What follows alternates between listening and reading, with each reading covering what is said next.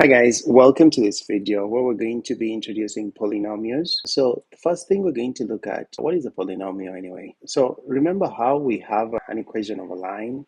If you have something in the first power like x plus 2 is equal to y, that's an equation of a line, right? You remember that very well. What about if it's a degree 2? A degree of a polynomial is the highest exponent in which the polynomial is expressed.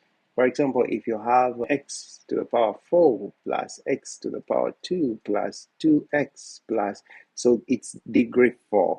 Yeah, because it's the highest power or highest exponent. Anyway, don't concern yourself so much into that. I'll be reminding you as we go. But what if they tell us to subtract or add terms? Let's look at this as terms. We are going to be collecting like terms depending on the degree. Like you put the squares together, you put the x's together, you put the 1s to the power 3 together, you know what I mean? So this and this are like terms. The 1s to the power 1 are also like terms. Does that make sense?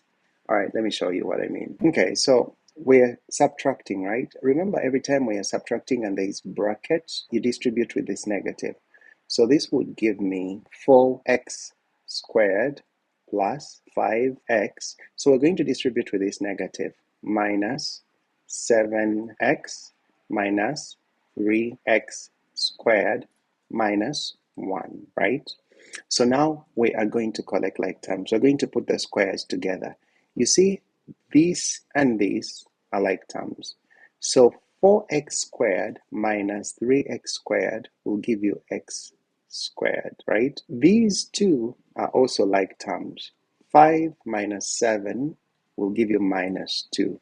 So minus 2x, right? So you have a positive 5x minus 7x gives you a negative 2x, and then minus 1. So that is what you come up with. So that's what I mean by you collect like terms. Distribute, collect like terms. If you've been following me for a while now, you should know how to distribute. You should know how to collect like terms. But I'll be reminding you as we go. Now let's look at this example. They want us to add, right? So we're still going to distribute with this positive 1, which is the same as writing this as 6a squared minus 5a plus a minus 5a plus 3a cubed. So do we have any other 3a cubed? No. I always want to start with the highest power or the highest exponent. That's why I prefer starting with this first. It's alone. There is no a cubed. So 3a cubed. Now let's look at that. A squared. Do we have any a squareds apart from this one? Nothing, right? So plus 6a squared. Okay.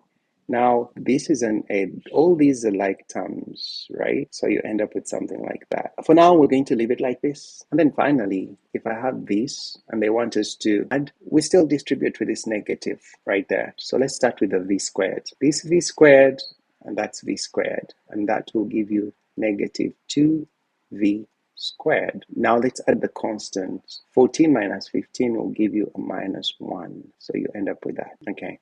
All right, guys, thank you so much for watching, adding and subtracting polynomials. I'll see you again in my next video. Bye.